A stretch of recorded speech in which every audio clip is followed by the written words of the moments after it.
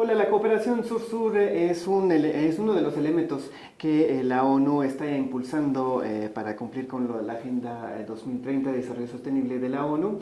Y para hablar del tema, justamente tengo conmigo a Jorge Chediak, que es el enviado especial de la ONU en materia de cooperación sur-sur. Muchas gracias, Jorge, por la entrevista. Quería empezar contigo, la entrevista contigo, del por qué es tan importante justamente la cooperación sur-sur para la Agenda 2030. La Agenda 2030 requiere una asociación global, la participación de todos los países, compartiendo mejores prácticas, compartiendo experiencias, compartiendo recursos, en ese caso con un mayor compromiso a partir de los países desarrollados. En los últimos años los países del sur han demostrado excelentes iniciativas y han puesto en práctica políticas que son totalmente relevantes para la obtención de esa Agenda 2030. Recientemente hicimos una publicación y nos sentimos gratamente sorprendidos por la cantidad de iniciativas que ya se están haciendo para implementar esa agenda en todas sus dimensiones, ambiental, económica y social. Por lo tanto, la cooperación sur-sur, la cooperación entre los países en desarrollo es un elemento crítico para la construcción de un mundo mejor y para lograr esa Agenda 2030. Justamente cuando hablamos de cooperación sur-sur, ¿qué queremos decir con esto? Cooperación sur-sur es la cooperación que se da entre países en desarrollo.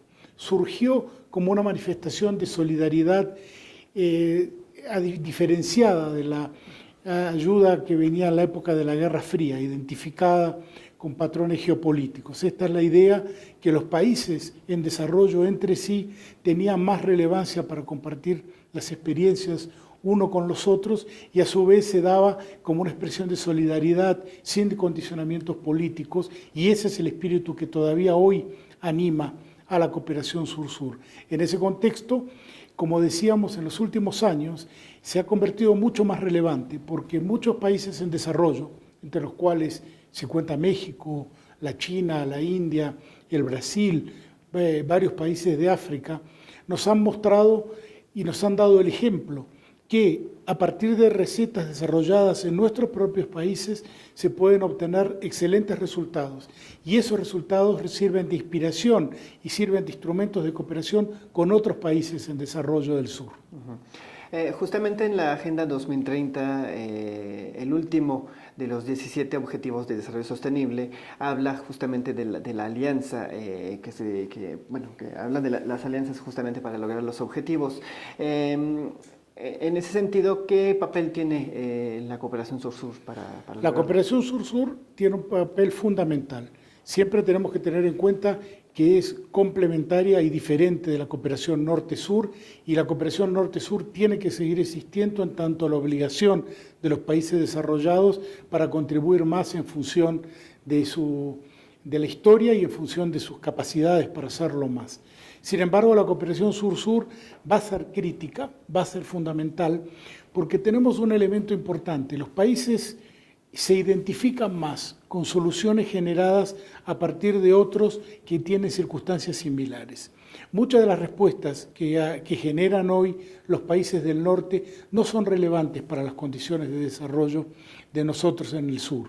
Entonces, el ejemplo y el hecho que sean transmitibles por el hecho de ser a partir de condiciones similares representan un valor muy especial de la cooperación sur-sur, y ya tenemos grandes ejemplos y grandes logros que la cooperación sur-sur ha tenido y está teniendo en mejorar las condiciones de vida en el mundo. También se ha hablado mucho de México, del papel de México como uno de los países líderes a nivel mundial y a nivel regional en materia de cooperación sur-sur también. ¿Qué nos puedes decir o cómo evalúas tú la participación de México en esto? México ha mostrado gran liderazgo a nivel internacional. Está en una situación peculiar porque México también tiene muchos elementos desarrollados, es miembro de la OECD, sin embargo se reconoce a sí mismo como un país del sur, entonces actúa en muchos sentidos como una bisagra, como un elemento de contacto a veces entre las agendas de la OECD y los países del sur. Asimismo tiene una legislación muy sofisticada que ha desarrollado en los últimos años, que permite que sea un actor muy reconocido y también ha desarrollado experiencias muy exitosas, tanto a nivel federal como a nivel de los estados mexicanos, que son muy cotizadas y generan mucho interés en otros países. Entonces México sí es reconocido y es un gran actor de la cooperación sur-sur. Y en América Latina y el Caribe como tal, ¿cómo se puede trabajar en esta parte justamente de la cooperación sur-sur? ¿Cuáles son los impactos que pueda haber con la cooperación? La región de América Latina y el Caribe es la que más desarrollo tiene de cooperación sur-sur, por una cuestión de afinidades culturales, afinidades de problemas también.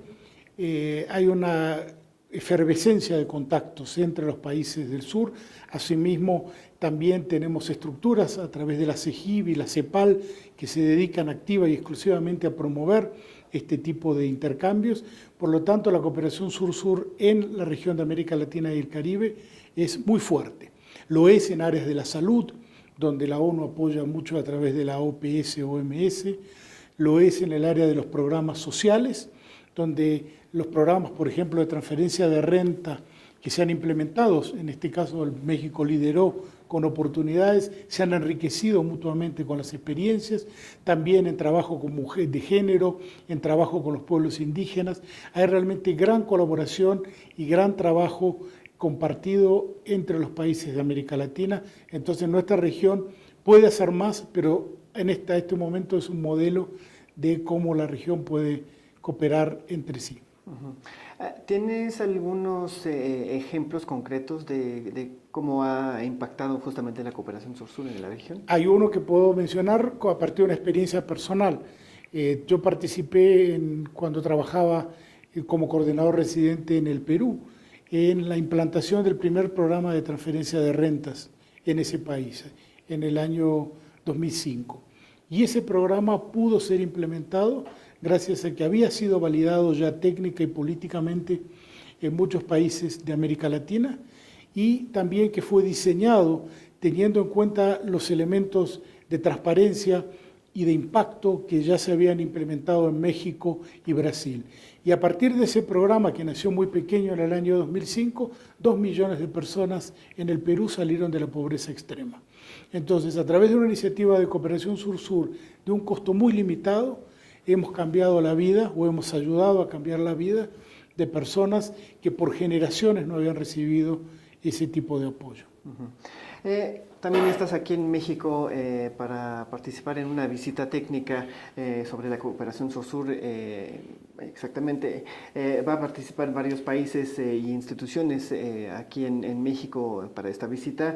Estamos hablando de la Agencia Mexicana de Cooperación Internacional para el Desarrollo, la Agencia de Brasil también en materia de cooperación.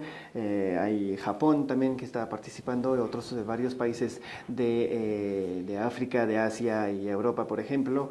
Entonces, ¿cuál es el propósito de esta visita? Nosotros tenemos un programa en la Oficina de Cooperación Sur-Sur de la ONU con el Japón y con el Brasil para fortalecer las actividades de cooperación de los países del sur, para fortalecerlas precisamente para poder hacer mejor cooperación sur-sur. Y este evento en particular en la Ciudad de México tiene como foco justamente lo que había mencionado antes, cómo hacer legislación de cooperación sur-sur, porque la legislación que creó AMEXIT, la Agencia Mexicana de Cooperación, es considerada muy buena en el sentido que esa agencia puede recibir cooperación y a su vez entregar cooperación. Entonces hemos traído participantes de varios países de América Latina, de África, de Asia, que están aquí conociendo la experiencia mexicana y compartiendo la experiencia justamente para desarrollar una mejor estructura legal e institucional para hacer cooperación sur-sur. Y eso es así porque justamente ese tipo de limitación es uno de los grandes problemas que tenemos para que siga expandiéndose la cooperación sur-sur. La mayoría de los países en desarrollo crearon sus entidades de cooperación para recibir y tienen problemas para adaptarlas, para también compartir experiencias. Y México en ese sentido brinda un modelo muy positivo que esperamos sea emulado por varios de los países participantes y otros más. Y la cooperación sur-sur como tal, ¿cómo también puede participar con los otros tipos de cooperación que existen a nivel internacional? La cooperación sur-sur es diferente y complementaria de la cooperación norte-sur. En esto hay debates políticos constantes, pero un elemento bien claro es que no se deben usar los mismos parámetros de medición y los mismos parámetros de exigencia de porcentajes de cooperación, como por ejemplo los que se le exigen a los países del norte, relativos a la cooperación sur-sur. Sin embargo, es muy importante que el rol de la cooperación sur-sur se expanda. En ese contexto hemos propuesto, y los países están discutiéndolo en estos momentos precisamente, la posibilidad de hacer una conferencia para relanzar la cooperación sur-sur en relación a la Agenda 2030 y en relación también a cómo se complementa con el resto de la arquitectura internacional, confirmando los principios que ya tenemos, pero avanzando también en cómo la cooperación sur-sur puede realmente ejercer esa complementariedad en la construcción de la Agenda 2030, que es lo que todos nos tenemos que abocar a hacer. Y finalmente, ¿algún mensaje que te gustaría dar a los países sobre el tema de la cooperación? Sí, lo que quiero decir y lo que nos parece muy importante es que los países en desarrollo por definición tienen problemas. Entonces a veces resulta políticamente difícil justificar, dedicar recursos para apoyar a otros países. Sin embargo, esto no es un lujo, no es un gasto superfluo, sino que es primero una contribución a la construcción de una comunidad global mejor. Y después también que redunda muchas veces en beneficio del propio país que provee la cooperación. Generalmente recibe también experiencias que permiten enriquecer al propio país. También a veces generan oportunidades comerciales, oportunidades de inversión. Entonces, el mensaje es: necesitamos más cooperación sur-sur y por favor todos los países que estén en condiciones de hacerlo, háganlo, que el mundo va a ser un lugar mejor si todos lo hacemos. Jorge Echedia, enviado especial de la ONU para la cooperación sur-sur, muchas gracias por esta entrevista. Muchas gracias. Gracias.